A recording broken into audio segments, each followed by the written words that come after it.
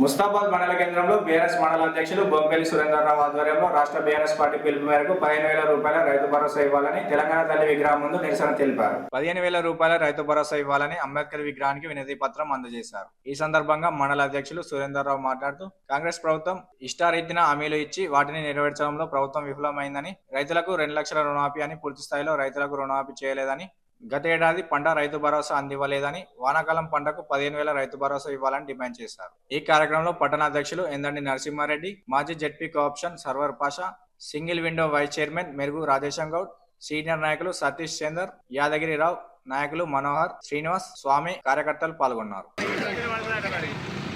కళ్ళబొల్లి మాటలు చెప్పి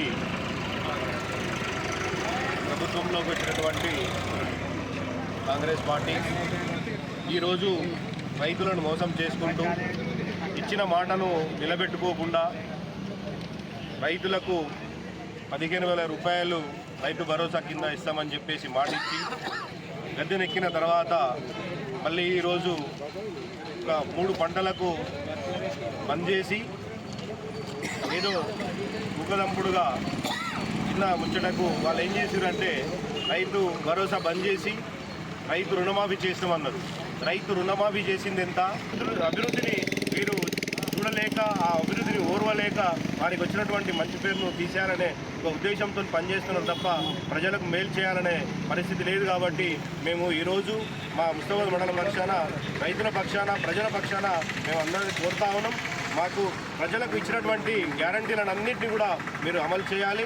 అమలు చేసే వరకు మేము ఇప్పుడు కూడా సాయశక్తుల పోరాడుతూనే ఉంటామని చెప్పేసి ఈ సందర్భంగా తెలియజేస్తూ రూపాయలే ఇస్తామని చెప్పడం జరిగింది.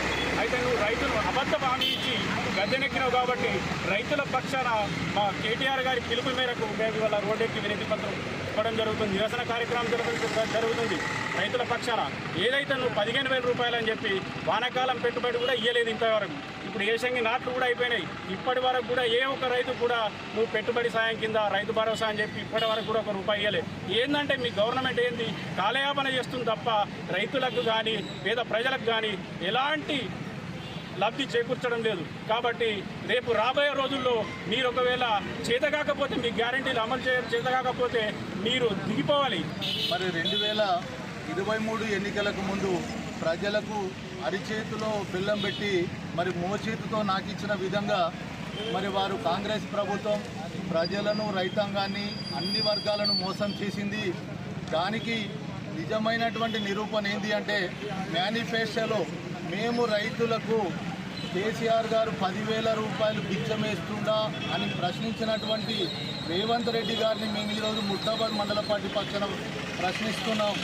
ఏమని మరి 2 పంటలకే కేసీఆర్ గారు చేస్తున్నారు కదా, మేము అధికారంలోకి వస్తే 3 పంటలకు రైతు బంధు ఇస్తామన్నారు.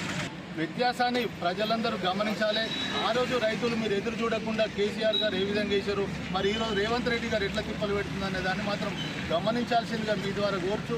మరి కాంగ్రెస్ పార్టీ నాయకులకు, కాంగ్రెస్ పార్టీ ప్రభుత్వానికి బుద్ధి రావాలి, వాళ్ళకు జ్ఞానోదయం కావాలి. ఆ జ్ఞానాన్ని తెప్పించాల్సినటువంటి గొప్ప నాయకుడు ఈ దేశానికి భారత రత్న డాక్టర్ బిఆర్ అంబేద్కర్ గారు. మరి రాజ్యాంగ నిర్మాతల్లో వారు ప్రధాన భూమిక పోషిస్తూ ఈ భారతదేశానికి మార్గనిర్దేశకత్వాన్ని చూపించినటువంటి గొప్ప నాయకునికి మేము ఈరోజు వినతి పత్రం ఇస్తూ ఈ ప్రభుత్వానికి, ఈ కాంగ్రెస్ పార్టీ నాయకులకు బుద్ధి రావాలి, జ్ఞానోదయం కావాలని చెప్పి మేము వారి